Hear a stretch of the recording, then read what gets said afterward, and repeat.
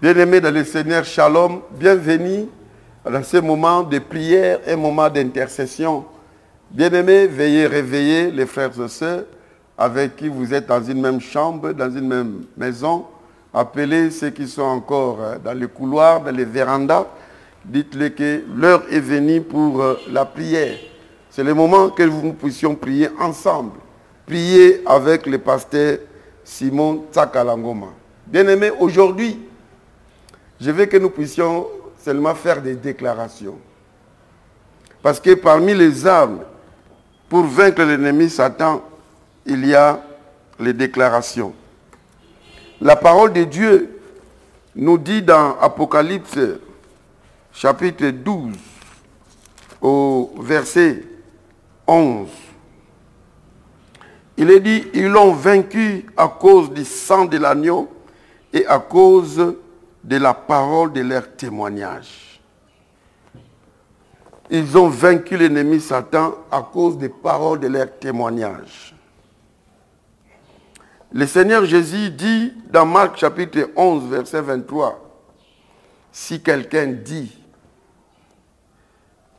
et croit que ce qu'il dit arrive, il le verra s'accomplir. Bien-aimés, si nous déclarons et que nous croyons à ce que nous déclarons, nous verrons des résultats. Si vous lisez à partir du verset 21 de ce Marc 11, le Seigneur Jésus a parlé sur l'arbre et l'arbre a séché. Il a déclaré que personne ne mangerait les fruits de cet arbre encore. Le lendemain, quand ils étaient de retour, l'arbre a séché. Et Pierre est allé voir par curiosité, il dit à Jésus, mais regarde, l'arbre que tu as maudit. Jésus dit que si vous croyez en ce que vous déclarez, vous verrez aussi les mêmes résultats. Il dit, si quelqu'un dit à cette montagne, ôte-toi et jette-toi dans la mer, s'il ne doute pas, mais il croit à ce qu'il dit, il verra des résultats. Bien-aimés, nous devons déclarer tout en croyant en ce en quoi nous déclarons. Mais si vous déclarez avec des doutes, il n'y aura pas de résultats. Mais déclarez avec la pleine confiance que ce que j'ai dit arrive. La Bible nous dit que tu le verras s'accomplir. Croyez d'abord à ce que vous déclarez. L'apôtre Paul dit que je crie, c'est pour cela que j'ai parlé. Mais nous, très souvent, nous croyons, nous avons parlé parce que nous avons crié parce que nous avons parlé. Souvent, nous faisons le contraire. Alors, qu'est-ce que nous allons déclarer? On ne va pas déclarer les propos des politiciens. On ne va pas déclarer les paroles de nos ancêtres, que les ancêtres ont dit ceci. On ne va pas prononcer des paroles des savants, mais nous allons déclarer la parole de Dieu. C'est chaque domaine de notre vie, la Bible dit quelque chose. Alors déclarons cela. Bien-aimés, le monde a été créé par la parole. Selon Hébreux chapitre 3, chapitre 11, verset 3, partie B. Le monde est créé par la parole. Proverbe 18, 21. La vie et la mort sont au pouvoir de la langue. Vous voulez vivre? Parlez positivement. Vous voulez mourir? Parlez négativement. Aujourd'hui, bien aimé, on va faire des déclarations selon les cas. Le premier cas que nous voulons déclarer, c'est quand vous êtes assailli par une maladie physique ou par une infirmité. Il y a une maladie qui te dérange. Je ne sais pas moi. Que ce soit VIH, que ce soit la malaria, la tuberculose. Lorsque votre santé est précaire, déclarer la parole de Dieu. 1 Pierre, chapitre 2, verset 24. Bien-aimé, ce passage, une fois, une fillette l'a lu dans un hôpital. Et quand il a compris que Jésus était blessé pour que nous puissions être guéris, il a déclaré que je suis guéri. Les médecins l'ont pris d'une folle. Mais au fur et à mesure qu'elle confessait cela, sa santé se rétablissait de plus en plus. Le récit est écrit dans le livre du docteur Tel Osborne sur la guérison miracle. Si vous lisez ce livre, vous allez suivre le témoignage de ce qu'on parle de cette jeune fille. La Bible dit, 1 Pierre 2, 24, lui qui a porté lui-même nos péchés en son corps sur les bois, afin que, morts au péché, nous vivions pour la justice. Ça, c'est la partie A. Lui, par le maître sur lequel vous avez été guéris. Bien-aimés, par ce maître ici, nous sommes guéris. Toi qui es malade, je veux que tu commences à témoigner. Tu commences à déclarer ta guérison au nom de Jésus. Seigneur, je déclare que mon frère qui me suit à cet instant, il est guéri. Son corps est le temple du Saint-Esprit. Il a été racheté, lavé et sanctifié par le sang de Jésus. Sont des parties qu'il a réservées pour te servir, sont des instruments de Dieu qu'il réserve pour toi. Le diable n'a pas de place dans leurs membres. Il n'a aucun pouvoir en eux parce qu'ils sont des enfants de Dieu. Tout a été réglé par le sang de Jésus. Et par toi, Jésus-Christ, ils ont vaincu Satan. Par toi, Jésus-Christ, ils sont appelés d'être en bonne santé. Seigneur, guéris-les. Guéris-les de toute maladie. Que ce soit le problème au niveau des sang, ce n'est qu'ils trouvent la guérison. Au nom de Jésus-Christ, que tous ceux qui ont des problèmes avec leurs muscles trouvent la guérison au nom de Jésus. Ceux qui ont des problèmes avec leurs os, qu'ils soient guéris. Ceux qui ont des problèmes avec leurs yeux, qu'ils soient guéris. Ceux qui ont des problèmes cutanés, ceux qui ont des problèmes avec leur peau, qu'ils soient guéris.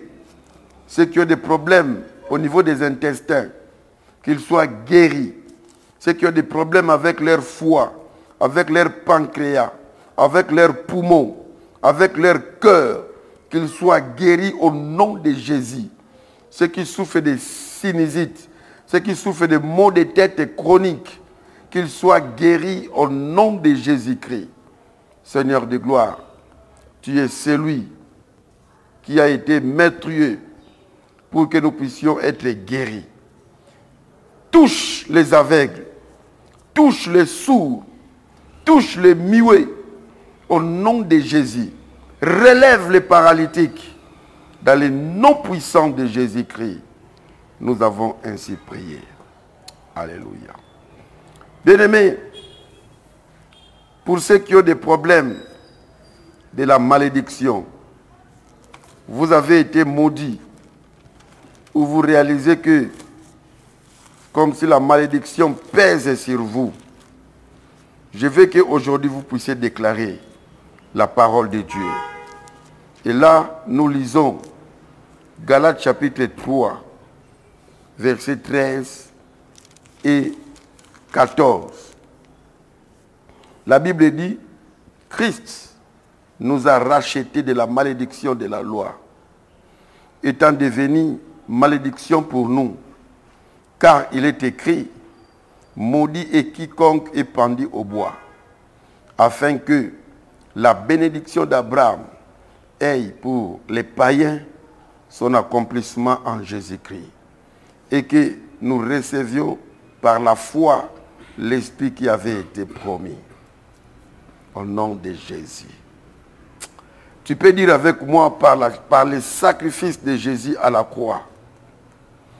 Je ne suis plus sous la malédiction. Mais j'en suis sorti pour entrer dans la bénédiction d'Abraham. Que Dieu soit béni en toutes choses. Seigneur, je te prie pour mon frère, pour ma soeur, qui a été maudit peut-être par son père, maudite par sa mère, maudite par son oncle, par un garçon, par une fille quelconque. Quel que soit, Seigneur, ce qui a provoqué la malédiction dans sa vie.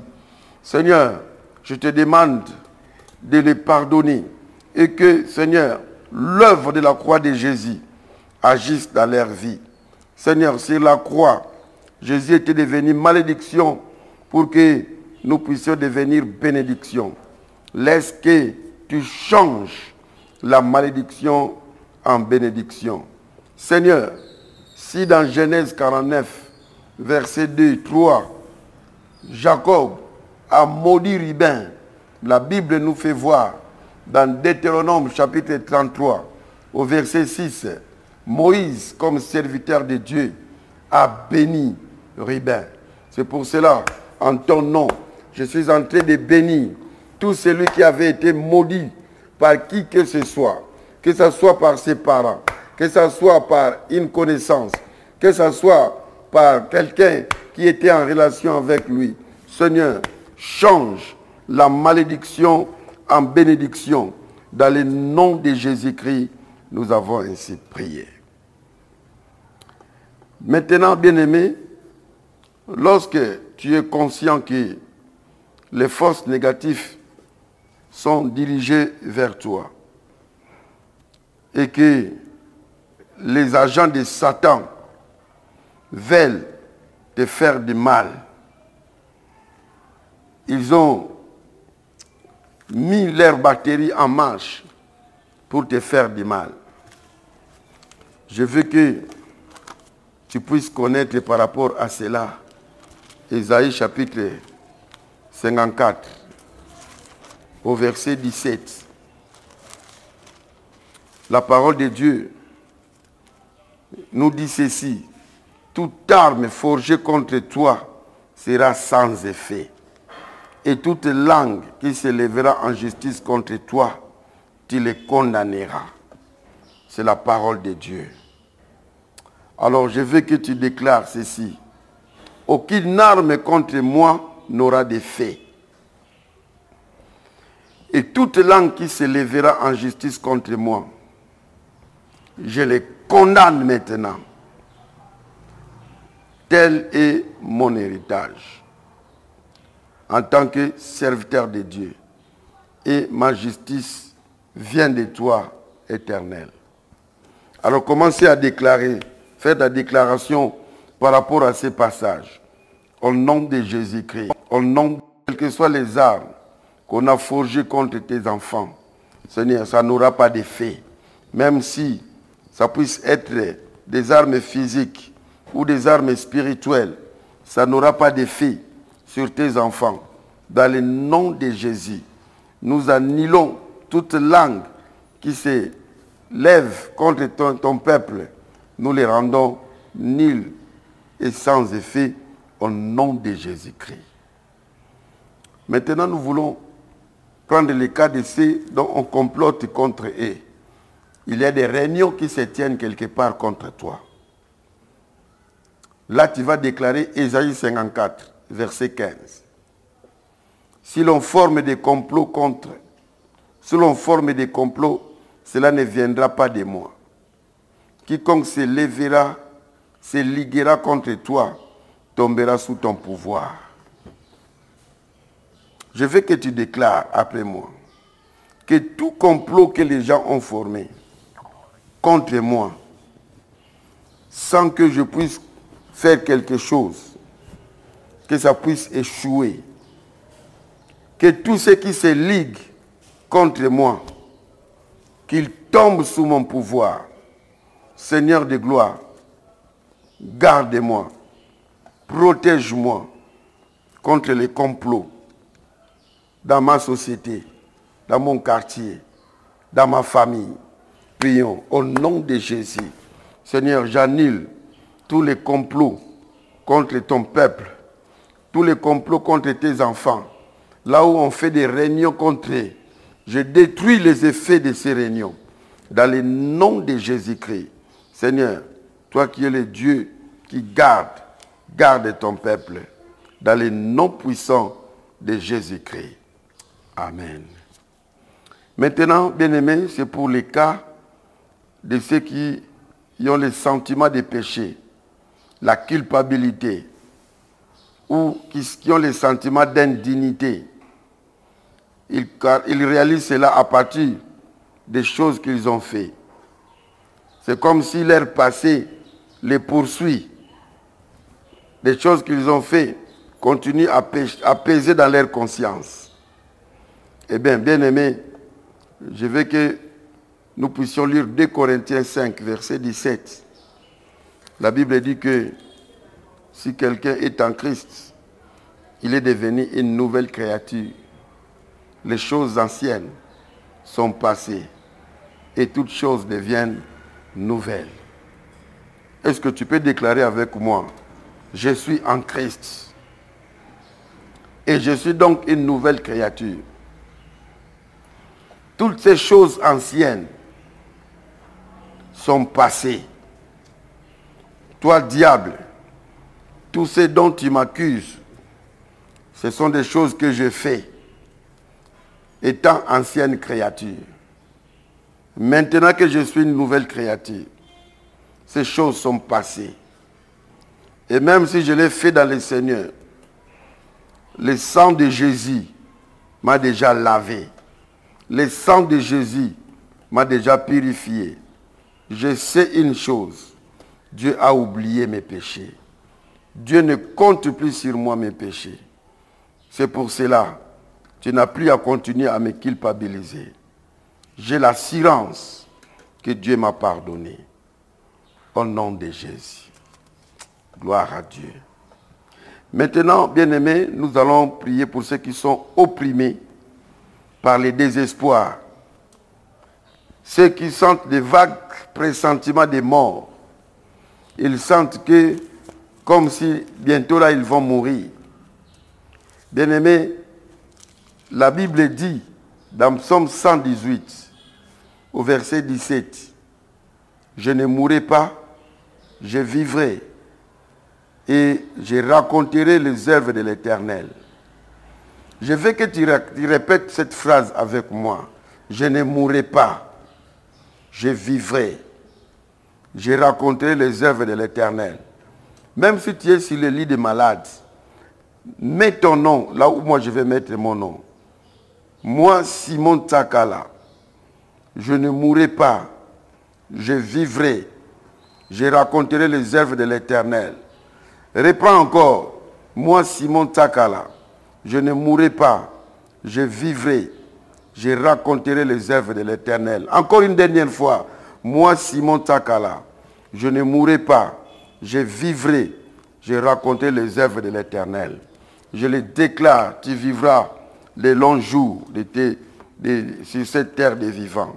Satan ne peut rien, il ne peut pas écourter ton séjour sur cette terre. Tu mourras rassasié des jours. Tu verras tes enfants, les enfants de tes enfants, au nom de Jésus-Christ. Gloire à Dieu. Maintenant, bien-aimés, nous voulons pour les cas de ceux qui sont, prier pour les cas de ceux qui sont attaqués dans un domaine de leur vie. Ou peut-être tu as des responsabilités dont tu ne sais pas comment tu vas faire avec ces responsabilités. Tu sens que ça te dépasse. Voilà, nous allons lire Deutéronome 33, versets 25 à 27. La Bible dit que tes verrous soient de fer et d'airain et que ta vigueur dure autant que tes jours. Nul n'est semblable au Dieu d'Israël. Il est porté sur les cieux pour venir à ton aide. Il est avec majesté porté sur les nuées. Le Dieu d'éternité est un refuge. Et sous ses bras éternels, devant toi, il a chassé l'ennemi. Et il a dit, extermine. Voilà, bien-aimés, ces passages nous fait voir comment est-ce que nous sommes protégés par Dieu. Au verset 25, que tes verrous soient des fers et des reins. C'est-à-dire que tout soit herméneutiquement fermé, que l'ennemi ne puisse pas traverser. Alléluia. Donc tu es protégé par lui. Et ce passage nous fait voir aussi, Dieu peut te venir en aide. Il peut venir t'aider dans ta tâche. La tâche énorme. Et lorsque tu te sens dans l'insécurité, Dieu est ta retraite. Et devant lui, tu peux chasser tous tes ennemis. Et tu peux déclarer avec moi, nos verrous seront des fers et des reins. Et notre vigueur durera autant que nos jours. Nul n'est semblable au Dieu d'Israël. Il est porté sur les cieux pour venir à notre aide. Il est avec majesté porté sur les nuées.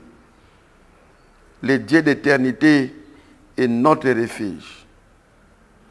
Et sous ses bras éternels, une retraite. Devant nous, il chassera l'ennemi. Il a dit, extermine. Seigneur, agis dans la vie de tes enfants. Mets-les sous ta protection. Qu'ils trouvent en toi leur asile, leur aide, leur protection. Chasse l'ennemi devant eux. Extermine tous leurs ennemis. Donne du victoire dans leur vie et dans les combats qu'ils ont. Au nom de Jésus-Christ. Bien-aimés, maintenant nous allons prier pour les cas de lorsque nous prenons conscience que nos pensées sont les batailles, les champs de bataille dans lesquels les mensonges de Satan font guerre aux vérités de la parole de Dieu. Lorsque tes pensées sont menacées, bien-aimés, tu sens que il y a toujours des pensées impures qui te viennent, ça te donne de mauvaises décisions. La Bible dit dans 2 Corinthiens 10, 3 à 5, si nous marchons dans la chair, nous ne combattons pas selon la chair, car les armes avec lesquelles nous combattons ne sont pas charnelles, mais elles sont puissantes par la vertu de Dieu qui renverse des forteresses. Nous renversons les raisonnements et toute hauteur qui s'élève contre la connaissance de Dieu et nous amenons toute pensée captive à l'obéissance de Christ. Est-ce que tu peux répéter avec moi, toi, mes pensées, tu dois te soumettre à la parole de Dieu. Je renverse tout raisonnement, toute forteresse qui s'élève dans mes pensées, tout ce qui est contraire à la parole de Dieu, je les soumets à la volonté de Christ. Que toute mauvaise pensée quitte ma tête. Que les pensées impudiques me quittent. Que les pensées de la rébellion me quittent. Que les pensées meurtrières me quittent. Que toutes les mauvaises pensées que l'ennemi infiltre dans ma tête puissent me quitter. Au nom de Jésus. Au nom de Jésus. Amen. Bien, maintenant, nous allons prendre le cas de lorsque ta force est faible ou insuffisante. Tu te sens faible. Ou bien tu te sens dans une certaine insuffisance. l'apôtre Paul, il dit dans 2 Corinthiens, au chapitre 12, versets 9 et 10. La Bible dit, et il m'a dit, ma grâce te suffit, car ma puissance s'accomplit dans la faiblesse. Je me glorifierai donc bien plus volontiers de mes faiblesses, afin que la puissance de Christ repose sur moi. C'est pourquoi je me plais dans les faiblesses, dans les outrages, dans les calamités, dans les persécutions, dans les détresses. Car Christ, pour Christ, car quand je suis faible, c'est alors que je suis fort.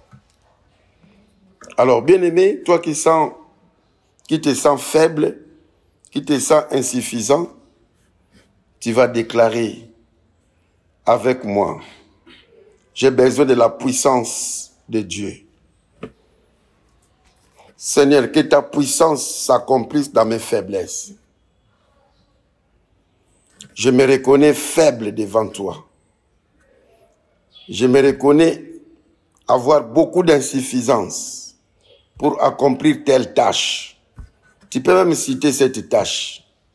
C'est pour cela, rends-moi capable. Donne-moi la force de mieux le faire et de bien l'affronter. Au nom de Jésus. Alors, pour ceux qui ont des problèmes financiers, nous allons aussi faire la déclaration.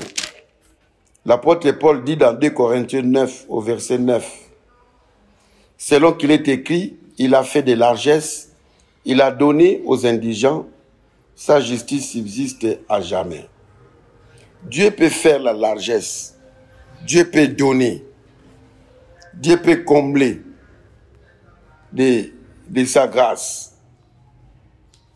Il peut donner toutes choses. Au verset 8 de Corinthiens 9, verset 8. Et Dieu peut vous combler de toutes ses grâces, afin que possédant toujours en toutes choses, de quoi satisfaire à tous vos besoins, vous ayez encore en abondance pour toute bonne œuvre. Dites avec moi, Seigneur Jésus-Christ, financièrement, je suis faible. J'ai beaucoup de besoins financiers. Seigneur, toi tu connais. Si je te présente mes états de besoins, tu connais, Seigneur. Aide-moi, Seigneur, de trouver tous ces moyens pour scolariser les enfants, pour acheter la parcelle, pour acheter la voiture, pour voir à mon mariage, pour acheter les biens qu'on a mis dans la liste de la dot, pour couvrir la soirée dansante de mon mariage. Seigneur, j'ai besoin d'argent. Pour les voyages, j'ai besoin d'argent. Sois le pourvoyeur. Pour les cas de la personne malade, ça demande beaucoup d'argent. Seigneur, sois le pourvoyeur. Au nom de Jésus. Au nom de Jésus. Alléluia. Alors, nous allons prier par rapport à ceux qui se sentent dans la confusion. Tu es un enfant de Dieu, mais tu ne sais plus. Il y a une contradiction entre les promesses de Dieu que tu connais et ce que tu es en train de vivre dans ta vie. Tu te dis, mais à quoi bon être un enfant de Dieu? Bien-aimé, oui, tu vas prier pour que Dieu te sorte de cette étape de confusion que tu as. Joël, chapitre 2, au verset 25 et 26. La parole de Dieu dit, « Je vous remplacerai les années qu'ont dévoré la sauterelle, les gélèques, les Asiles et les Gazam, ma grande armée que j'avais envoyée contre vous. Vous mangerez et vous vous rassasierez et vous célébrerez le nom de l'Éternel votre Dieu qui aura fait pour vous des prodiges. Et mon peuple ne sera plus jamais dans la confusion. Tu peux dire avec moi, Seigneur Jésus, je t'ai servi pendant autant d'années.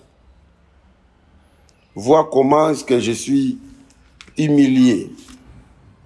Ce que les autres disent de moi. Malgré tout ce que j'ai fait, je me suis gardé pour te plaire. Mais Seigneur, j'ai vu une contradiction. Fais-moi grâce pour que cette contradiction ne continue pas. Enlève la confusion. Enlève la confusion. Seigneur, fais que cette bénédiction qui a tardé puisse venir. Et avec, Seigneur, la gloire terrible. Pour que les gens disent que son Dieu est fidèle. Toi, tu as dit, dans Ésaïe 54, au verset 4, que tu oublieras la honte de ta jeunesse, que tu ne te souviendras plus de l'opprobre de ton veuvage. Laisse que cela s'accomplisse dans ma vie, que cela se réalise dans ma vie, dans le nom de Jésus, dans le nom de Jésus. Bien aimé, nous allons prendre un dernier cas pour aujourd'hui. C'est lorsqu'il y a une rébellion par rapport à Dieu. Ta femme ne veut plus de Dieu. Ton mari ne veut plus de Dieu. Tes enfants ne veulent plus de Dieu. Là, nous allons déclarer Josué 24, verset 15. Josué est tenté de dire, choisissez qui vous voulez servir. Ou les dieux, vous servez les dieux qu'ont servi vos pères dans le désert. Mais moi et ma maison, nous servirons l'Éternel. Est-ce que tu peux dire avec moi, moi et ma maison, nous servirons l'Éternel? Dites avec moi, moi et mon mari, nous servirons l'Éternel. Dites après moi, moi et mes enfants, nous servirons l'Éternel. Dites avec moi, moi et mes parents, nous servirons l'Éternel. Bien-aimé, ce que tu déclares, c'est ce qui va se réaliser. Dites-le bien que moi et mon père, nous servirons l'Éternel. Moi et ma mère, nous servirons l'Éternel. Moi et mes fils, nous servirons l'Éternel. Même cet enfant qui se me comporte, je sais que tu l'aimes. Je sais que tu l'aimes. Je sais que tu as un plan merveilleux pour lui. Je sais qu'il va te servir. Merci Seigneur d'écouter nos prières. Au nom de Jésus. Bien-aimés, la parole a une puissance. Comme je vous l'ai dit, le monde a été créé par la parole. Il y a encore plusieurs tant d'autres versets dans la Bible. Vous pouvez méditer et en méditant, vous allez trouver des versets, des promesses. Ce que nous avons relevé n'est qu'un échantillon, il y en a plusieurs. Les théologiens disent qu'il y a plus de 8000 promesses dans la Bible. Bien-aimés, donc vous avez plus de 8000 requêtes et plus de 8000 déclarations à faire. Lisez la Bible, vous trouverez des passages. Et lorsque vous trouvez une promesse, faites de cette promesse votre.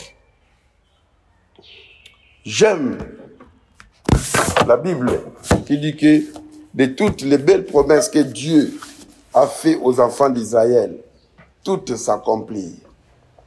Ah, Dieu veille sur sa parole. Quand il fait promesse, il l'accomplit. Merci beaucoup, bien-aimés. Veuillez continuer ces requêtes avec les autres que vous pouvez trouver dans la Bible. Que le Seigneur vous bénisse. C'était votre serviteur, le pasteur Simon Tsakalangoma. Aimez la page et likez. Abonnez-vous si vous n'êtes pas encore abonné à notre chaîne et veuillez le partager avec d'autres personnes. Que le Seigneur vous bénisse. À la prochaine. Bye bye.